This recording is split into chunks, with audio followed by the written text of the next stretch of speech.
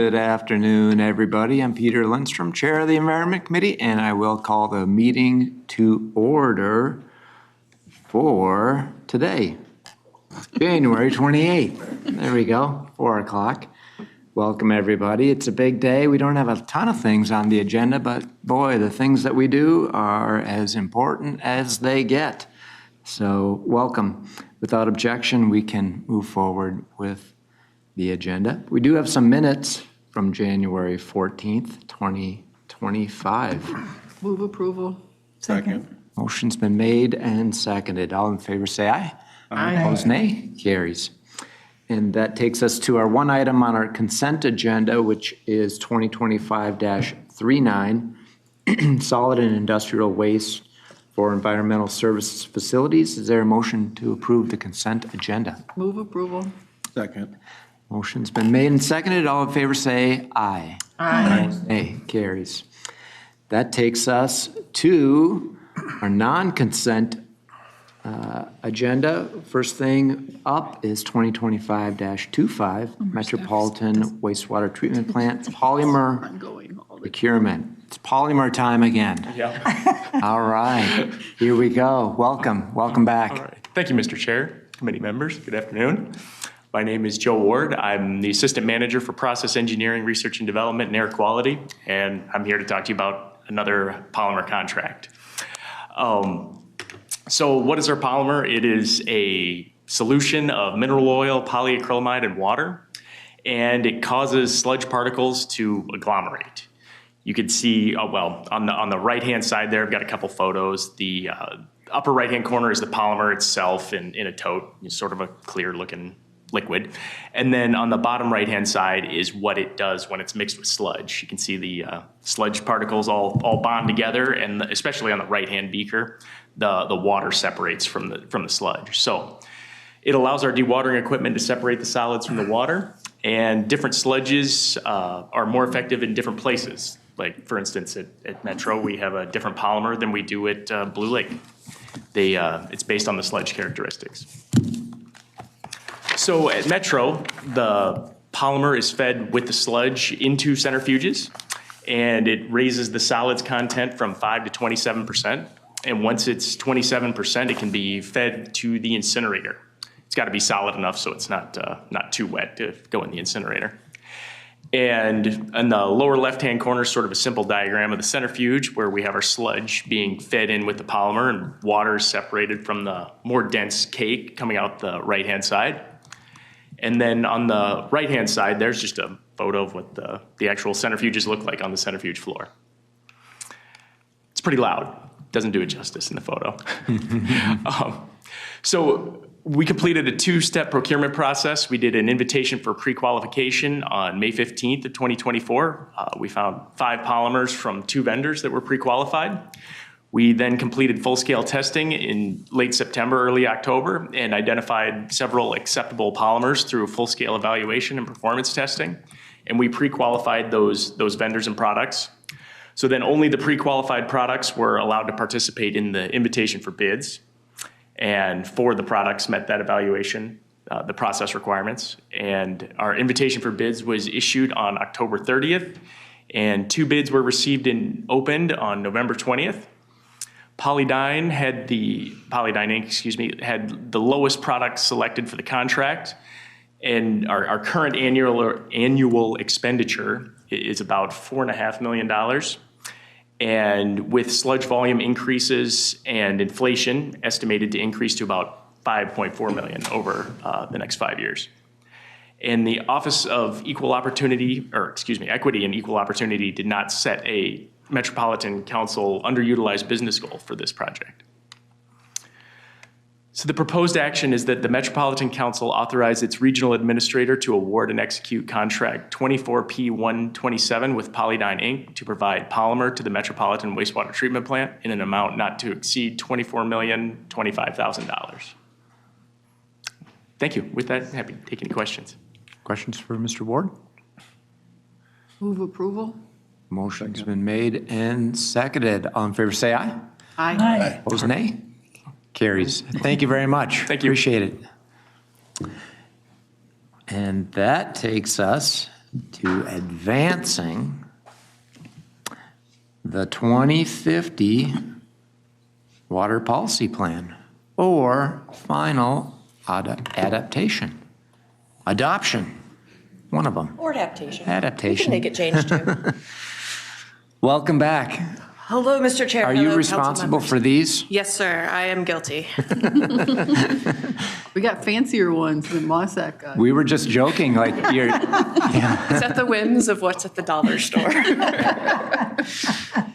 For the record, Mr. Chair, my name is Jen Kostrzewski, and for the last time, I have the honor to come to sit before you to talk about the preparation of the water policy plan. So, pull this slide out just one more time in case we have forgotten. The water policy plan is a part of the regional development guide, the Imagine 2050 regional development guide. And the purpose of this plan is to ensure sustainable water resources for the region. It focuses on integrated water planning, so not just looking at any one component of water on its own or in isolation, but as water flows between systems, this is what the plan is trying to think about holistically, about wastewater, stormwater, drinking water, groundwater, surface water. There are many types of water, and we do care about all of that.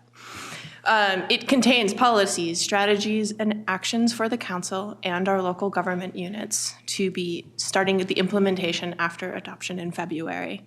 And it will commit the council to take action in certain areas to ensure that we are having sustainable water supplies now and into the future.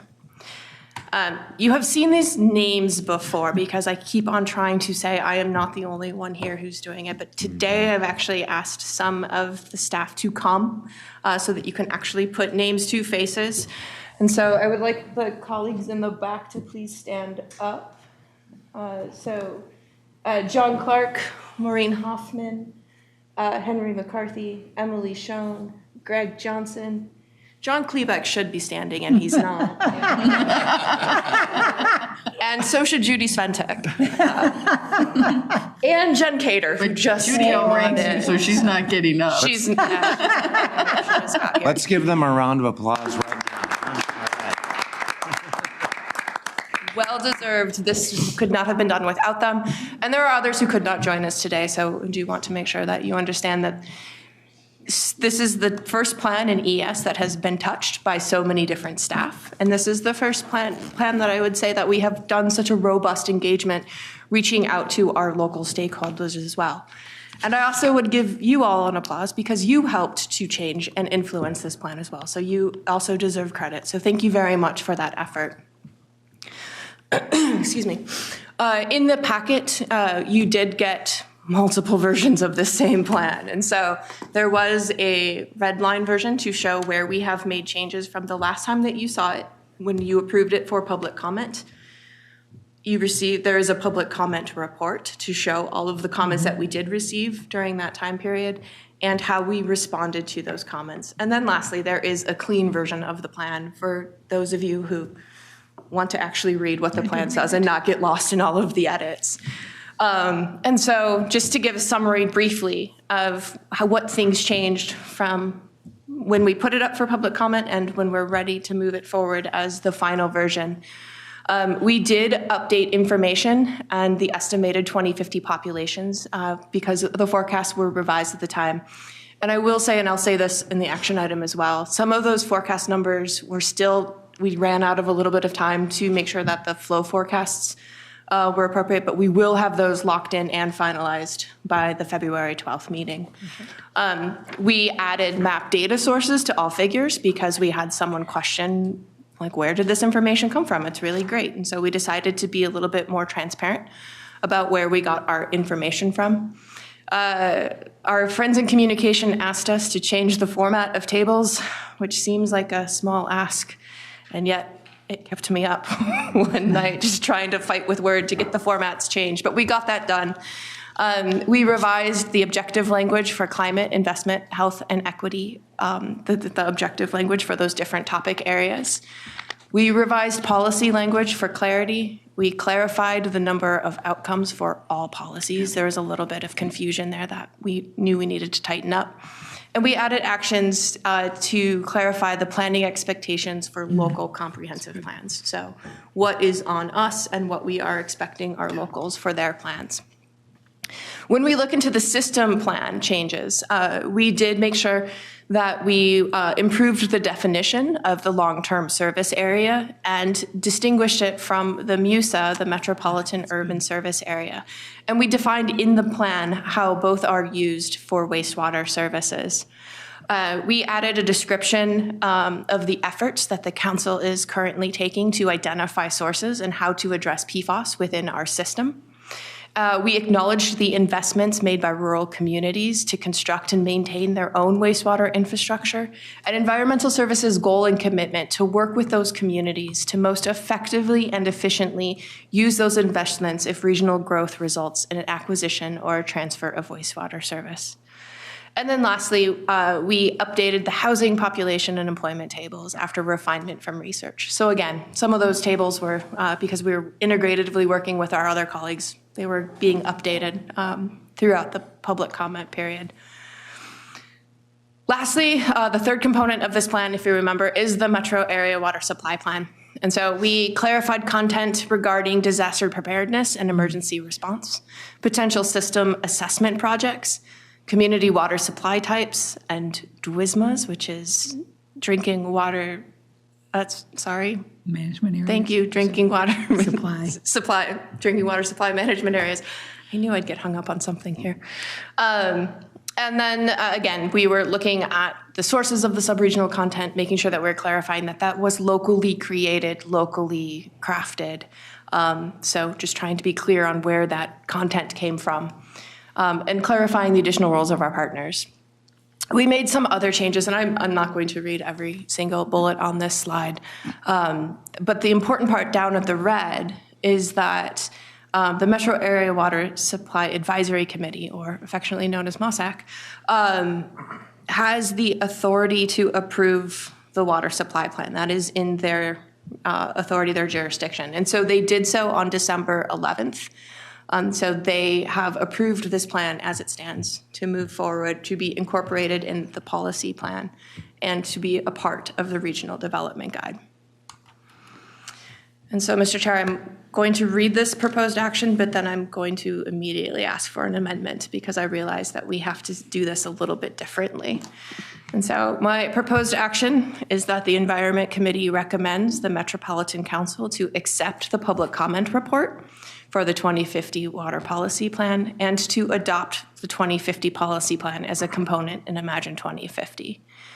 I will add that there has to be a second action to this, and we will amend. I was talking to Nika earlier, we'll amend this. But we also need to take an action for the Environment Committee to recommend to the Council to accept the water supply plan on its own, for its own action item. And Is that two different motions, or can that all be two different, We two could do separate? it all at once. I was like, this is where I'm not confident. Yeah, I think it can all be one. That all be one? Okay. I was gonna say, and with that, Mr. Chair, I'm that cool is with my that. presentation. And it's a darn good one. Yeah, let's go all with I'll one. move that, the amended proposed action. What she said? Yes. Like a movie. And Councilmember Osmond, did you second it? Is that what I heard? Okay, fantastic. Questions, comments? Councilmember. Thank you, Mr. Chair. So I did go through and read everything, and thank you for sending it out early enough to be able to actually read it. And through this whole process, I came up with 3 words that, Wendy's leadership on MOSAC and your whole teams was you started out with a fully formed process for engagement from the bottom up. And I think that was key to the success of bringing everybody in. And I've been meeting all my communities the last month or so, and they all talk about listening in on MOSAC and sending people and knowing that they're feeling part of it. I think the other thing is collaboration. amongst everybody in your team, but also collaborating with us as council members and bringing us into the process, making us become more educated, and so things aren't left to be hanging. And then when I see people out there, it's my people in my community say, thank you for coming to the meeting, thank you for showing up. And then the third word I'd like to say is transparency. And it really is a model for, whatever you were doing was totally transparent to the community, to the team, to the council members. And I think that's why you've brought us all along with you, and you've listened to us, listened to the community, and it's been just really positive feedback. So engagement and the collaboration and just being fully transparent on what the issues are, the struggles, the successes. So I just want to thank everybody for such a job well done. Thank you, Councilmember. What she said. Yeah, exactly. Exactly. I know. Yeah, swear to God. Exactly. Any other comments? Well, Please. I just say a key piece for me is the inclusion, or at least a notice when you are going in our respective districts. We can't make everything, but we want to make as much as possible. And the more we're included, the more they know that we're listening and we're concerned and we're ready to take appropriate positive action when necessary. So. Okay. Thank you, Councilmember Carter. We will keep you in the loop, I promise. Agreed to everything that's been said. And one thing that struck me, both in your presentation, right, this afternoon, but also maybe even more so in the comments that I read, there would be a suggestion from a city or a nonprofit or an individual, and then the response was more often than not, we will clarify what we mean by such and such, or that's, words along the lines of like, that's a good point, we will change that. And so it's important for these groups or people to know that their comments aren't just going into a black box. Like, we actually do read them, and we actually change if we can. Not all the time, it's not a guarantee, but oftentimes when we can, we do make a modification, which is so critical. Yeah, Mr. Chair, if I may, this plan cannot be done by the council alone. And so we have to take those comments quite seriously and incorporate those ideas because, again, like, we are not the sole proprietor of, although we do have amazing ideas, we are not the sole proprietor of amazing ideas. And so I think this has been a really good exercise. If someone has taken the time and dedication to read our plan and provide us comments, we are definitely going to respect those comments and make sure that we make the best plan for the region. And I appreciate, obviously, MOSAC and the work that they did. I appreciate the work that this council did in the other room. We were over there a few times with the big boards, and it's like going through things word by word and suggesting changes. I think that was a good process to go through. I got a question for you. So let's just say it's 2050. And the assistant manager for water supply for the Met Council is looking back at Imagine 2050. What do you think? What are your hopes that person says? Like, because what I think is like, I hope the chair of the Environment Committee in 2050. I will be on a beach someplace, hopefully, a nice, clean beach within the metropolitan region, or the Caribbean. But I'll be thinking, gal, we, in 2050, I hope to be saying we really hit it out of the park on contaminants of emerging concern. We understood loud and clear the challenges with PFAS. back in the mid-20s, and we addressed it, and it is not as much. These forever chemicals are not as much of a concern now because we are dealing with it effectively. I hope that we are living in balance with nature, that we have natural open spaces to go to and water that we can drink and not be worried about lead contamination or PFAS or any of the other things. I hope that our infrastructure is being dealt with efficiently and effectively. It's going to be 25 years older. I don't know, what do you think about it?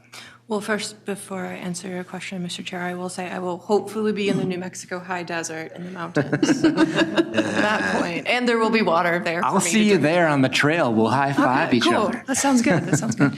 I think that we are on the cusp, and this is my hope that by 2050 that it manifests. But we have done a very good job of being stewards of isolated systems. And I think that we are now at the time in which we are starting to see how by bringing these systems together, we can get so much more benefit. And so thinking about our wastewater system and thinking about the fact that we have put a lot of energy and capital into creating these systems that produce clean water. It's following that water down the pathway and making sure that those ecosystems are also connected to those systems. To our wastewater, I'm going to just use the word system a lot in this, I apologize. And while we're putting all that investment in, what more can we get out? And I think that is the concept of resource recovery that we did embed in this plan to be moving forward. And I think that's a concept that I really do hope that I spend my career manifesting it into reality, that we will be recovering resources. I am wearing the State Fair t-shirt for the resource recovery. I think that giving natural spaces and natural ecosystems, like the ecosystems, a level playing field, I think, in this regional development guide and in the water policy plan of elevating ecosystems and saying that there are ecosystem services that we do use and benefit from and have been doing so perhaps without thinking about these mechanisms that keep us safe. I think we elevated those water, when we said water service and water benefits, we were alluding to the full breadth of water services, not just those provided by utilities, but those provided by nature as well. I also will say I think this is that opportunity that we really did actively reach out and try to bring in more perspectives into this plan, not only just by expanding the authoring team, but doing the project that we went out and had our water values project, in which we did go out and survey residents to find out what is important to them and are we crafting a plan that can support those regional values. When we are engaging with the American Indian Advisory Committee and making sure that we are bringing those voices to the table that perhaps have not necessarily been as elevated, but are very important to the way that we view our region. I think that is what I will hope, that by 2050, like they will say, this is when it started in 2025, but look how this is just old hat for us. This is just the expected practice. And so that's my hope, is that, when I sit back in New Mexico, I'll be like, yeah, that Twin City region, they've really got it figured out. So. Well said. Councilmember Wolf. Thank you, Mr. Chair. Between my city work and Met Council work, this is my 4th time around the hamster wheel, and I sincerely hope it's my last time around the hamster wheel. I've seen so many changes over that time in how ES interacts with communities for the better, way for the better. I mean, there was kind of a big tension between ES and the tribes and cities when I started, and that has been totally transformed into a very cooperative relationship, which I think is to be lauded. I mean, it's a huge positive change for the better. And if there's one thing that we get out of this process, I hope it is that the rest of the council should follow the same method that ES used in doing this, because last week's Community Development Committee was not fun at all. And it's such a different culture between the two divisions, and I think you guys are showing the right way to do it, treating everybody as partners and being transparent and open.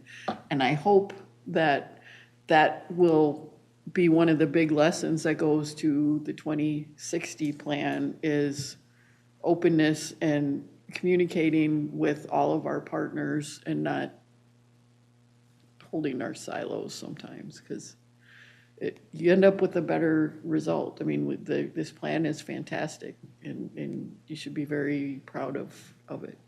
Thank you, Councilmember Wolf. Well said again. We have a motion on the table. It has been seconded. I want to get to using these things, so I'm going to call the question. All in favor, say aye. Aye. Opposed, nay? You gotta blow your horn. Good job, everybody. Mr. Chair, if I may, I do have one more announcement. Please do. And it is somewhat, I guess, now that I can say we're thinking about implementation. This is an event that can help implement some of the things that we did point out in the water policy plan.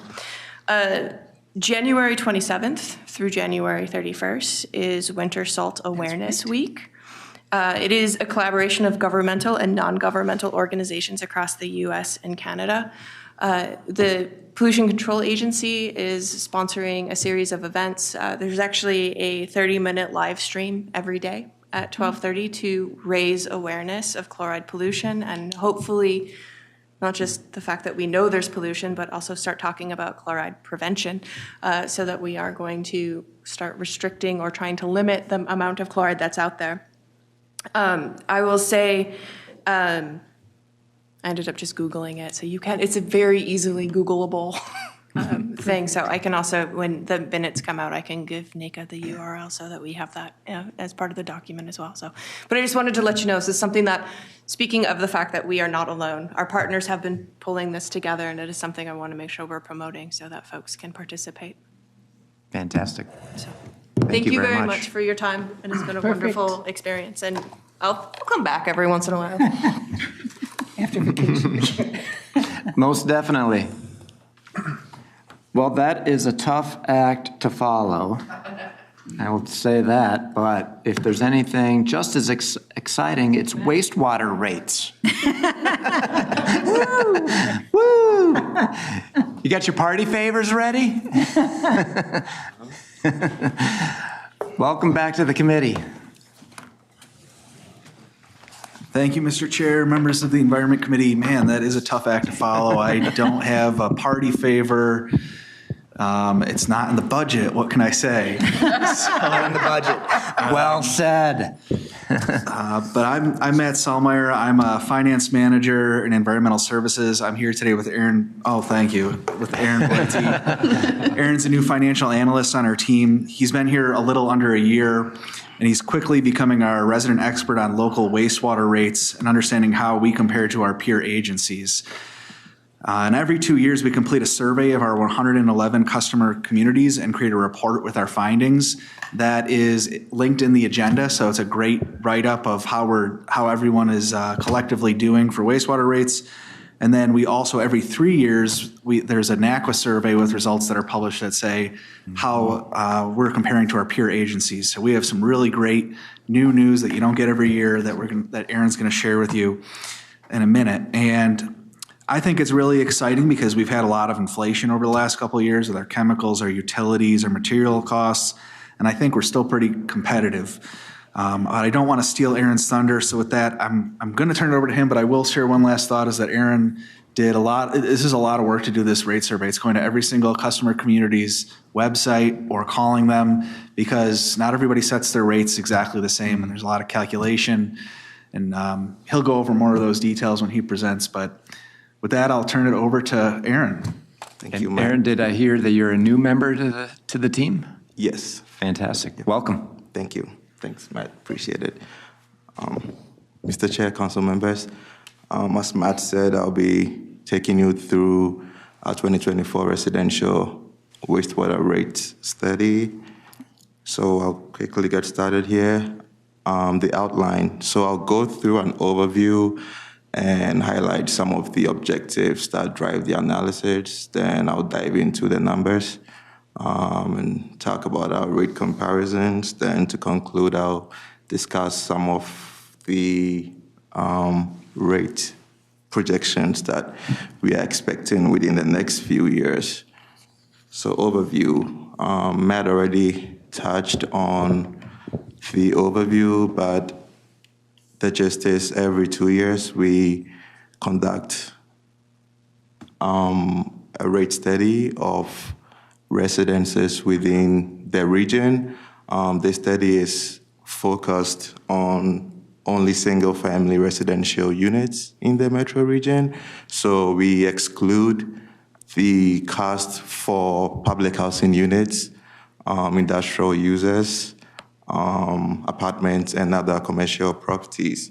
And I also want to clarify that this biennial study is different from the annual report that we submit to the legislature. The latter is like an abridged version of the former. And regarding the objectives, since we are not directly setting rates at a retail level, this study sort of serves as the lens through which we assess the financial impact of wastewater cost on households, which are the ultimate consumers of our services. And from a customer service perspective, this study enhances our communication efforts by allowing us to interact with our customer communities and give them some useful financial information that drives some of their budgetary processes and decision making. Another facet of this study that I think is very important is the competitiveness analysis that we do, utilizing data from the National Association of Clean Water Agencies to compare our rates to our peer agencies across the nation. So this slide gives a brief summary of how wastewater rates are determined in the region. I think of it as a domino effect, but just 3 dominoes. So the sequence begins with the Met Council as the overseer of the wastewater collection and treatment in the region. We utilize a cost of service model to set a wholesale fee, which we call the municipal wastewater charge. That's a wholesale fee to cover the total cost of operating and maintaining the regional wastewater system. And we do this we set this fee within the confines of Minnesota statute section 473517, and how this fee get allocated across the customer communities is that we allocate the fee based on flow, meaning that each customer community's portion is directly proportional to the wastewater it contributes to the overall system.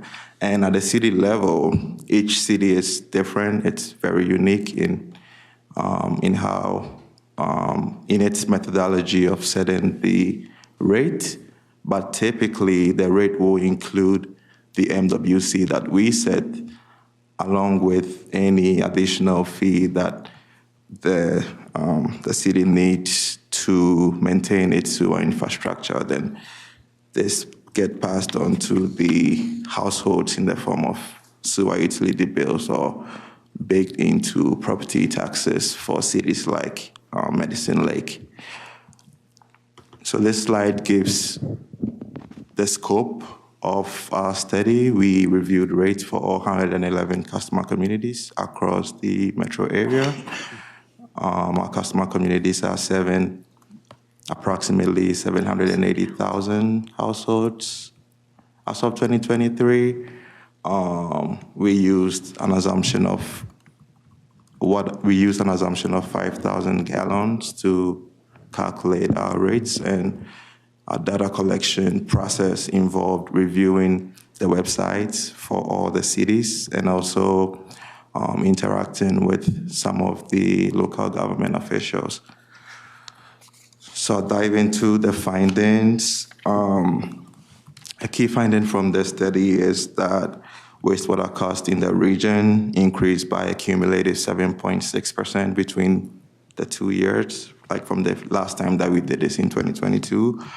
As of 2024, the average annual wastewater cost for the single-family residents in the Twin Cities is $405, and we used a weighted average in estimating this number so that cities with a larger population of households have a proportional impact on the overall figure.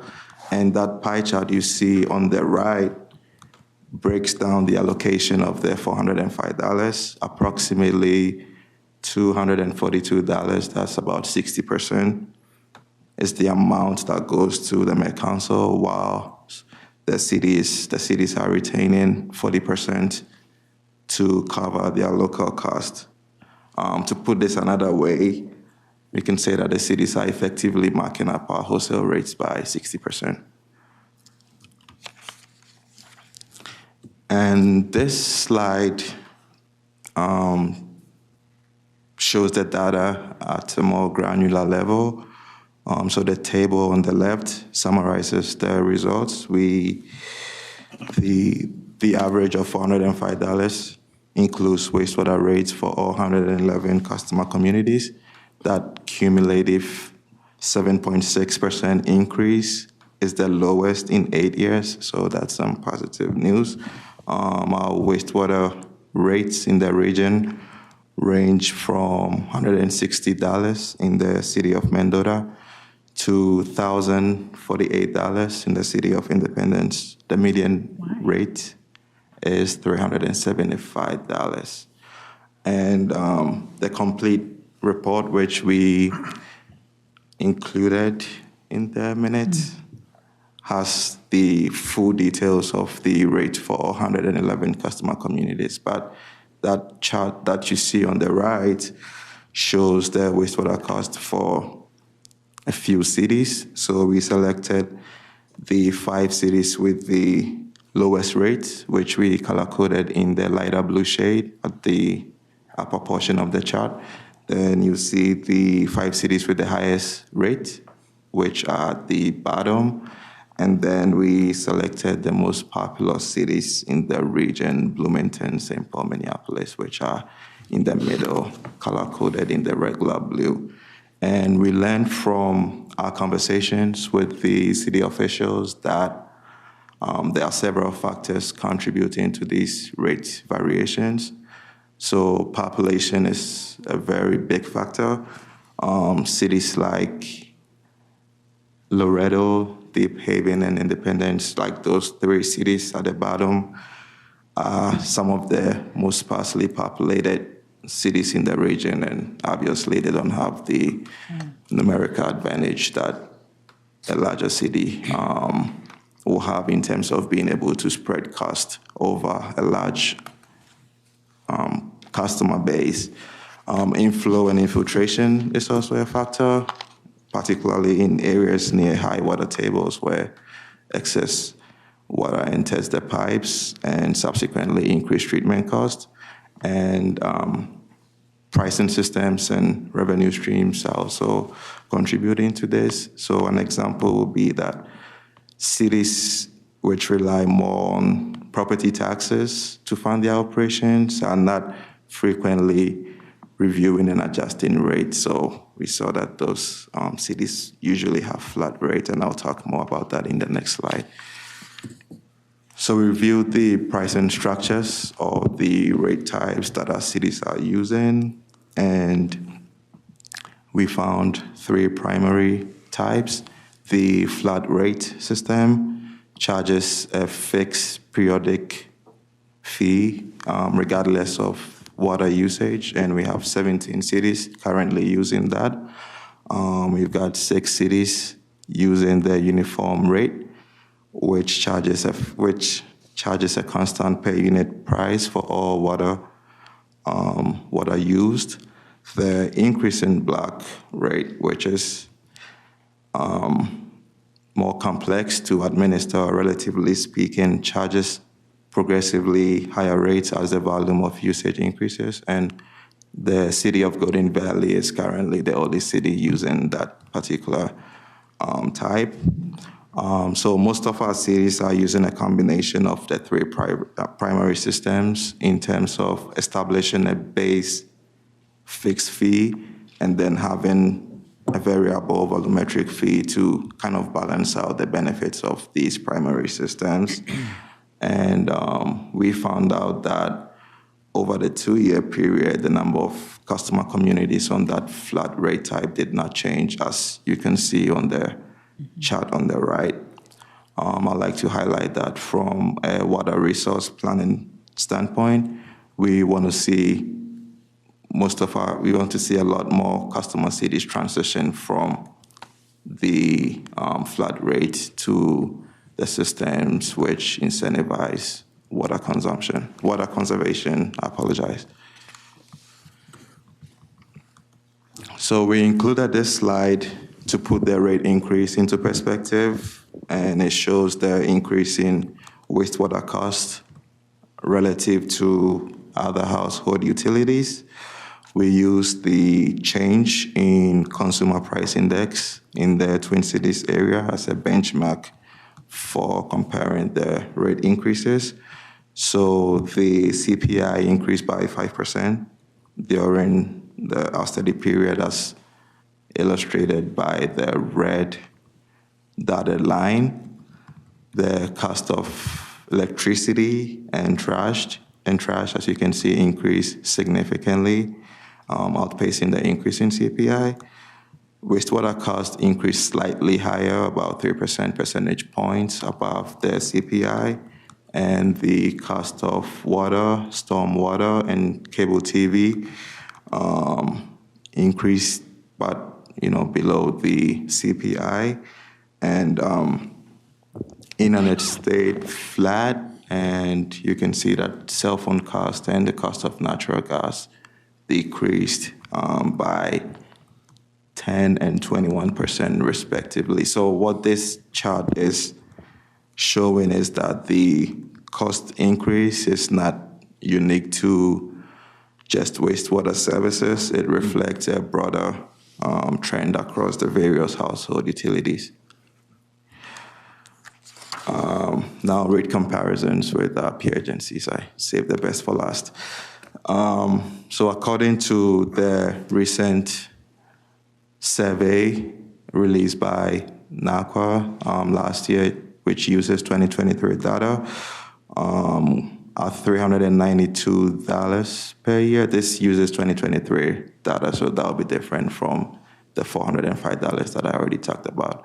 So at $392, our rates are 36% lower than those of our peer agencies. I believe that the last time you saw this chart, we were 35% lower, so we've decreased by 1 percentage point. That's just some good news. The green bar represent environmental services, and the blue bars represent our peer agencies, which are agencies capable of treating 100 million gallons of water or more daily. And what this chart sort of tracks are our local cost, which is represented by the blue line, relative to the NACWA's broad nationwide cost of wastewater services, which is represented by the red line.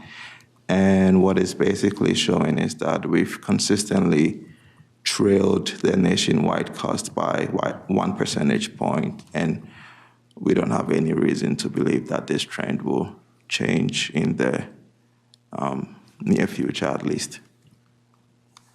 And finally, to give you some projected rate increases, NACWA projects that wastewater costs will increase by 4 to 8% annually for the next 4 years. This increase is primarily driven by the rise in operational and maintenance costs, growing capital requirements to comply with stricter regulatory standards around sewer overflows and nutrient control, and then the need for significant capital outlay to upgrade aging sewer infrastructure.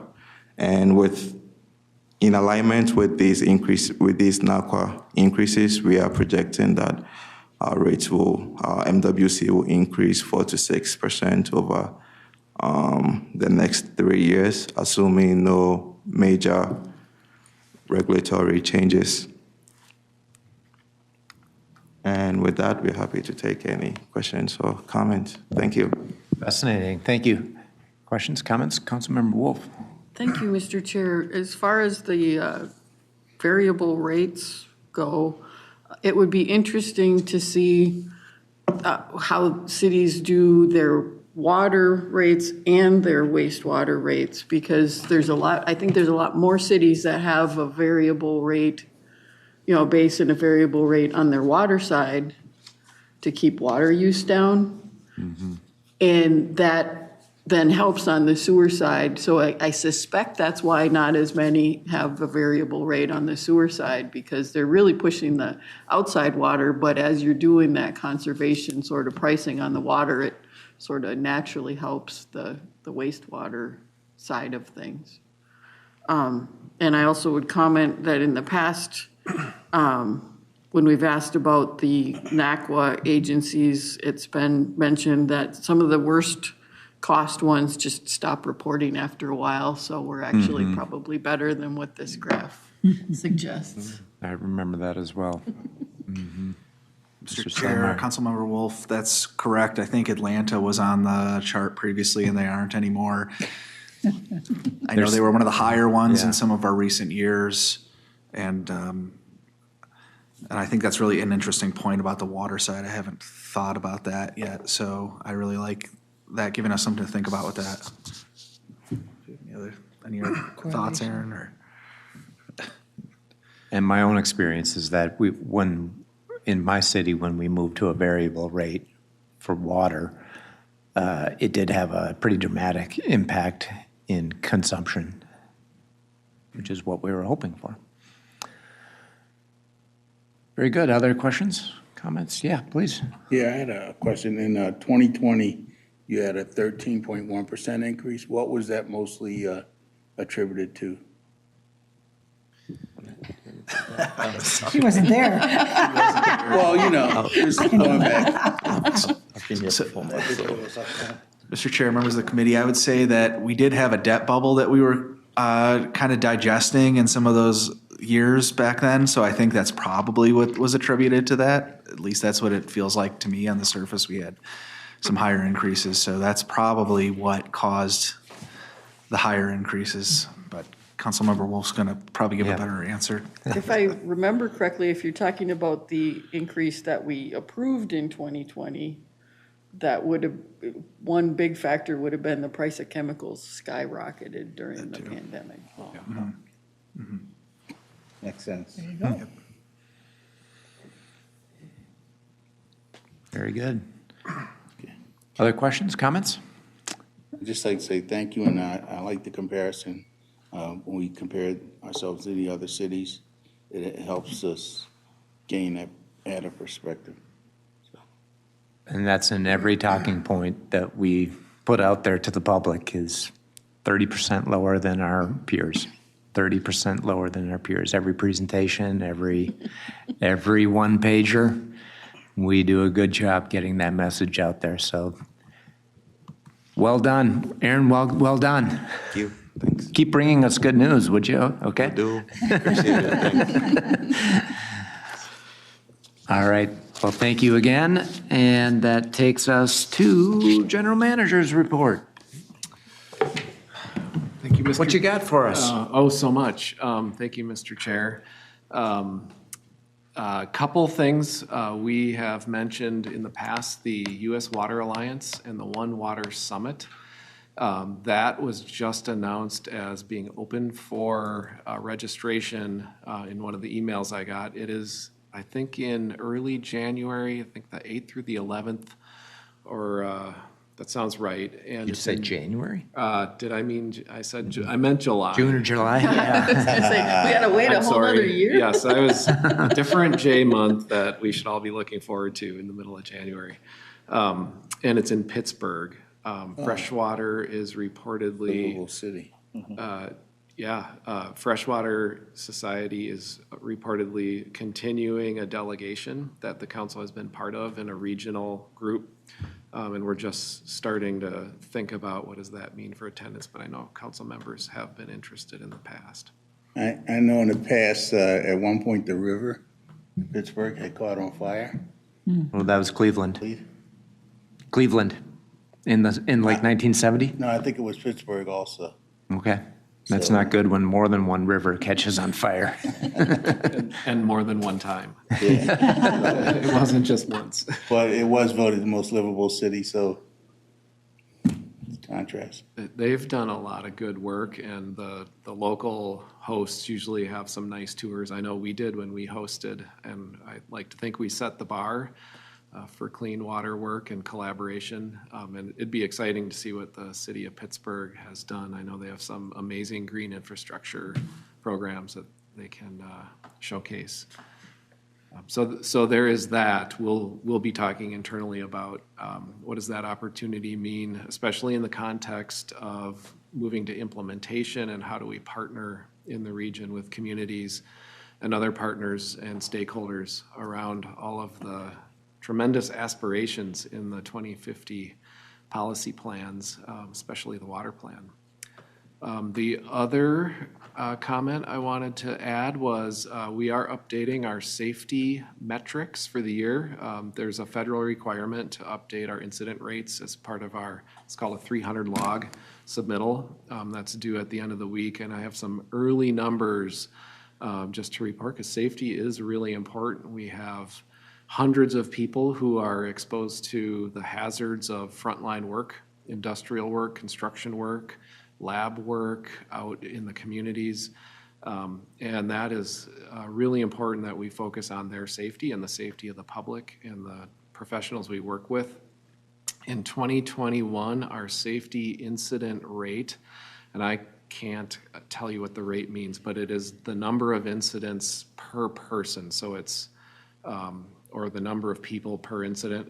It's a rate that's normalized to the number of people or the working hours that it applies to, so you can kind of level set if your organization changes over time.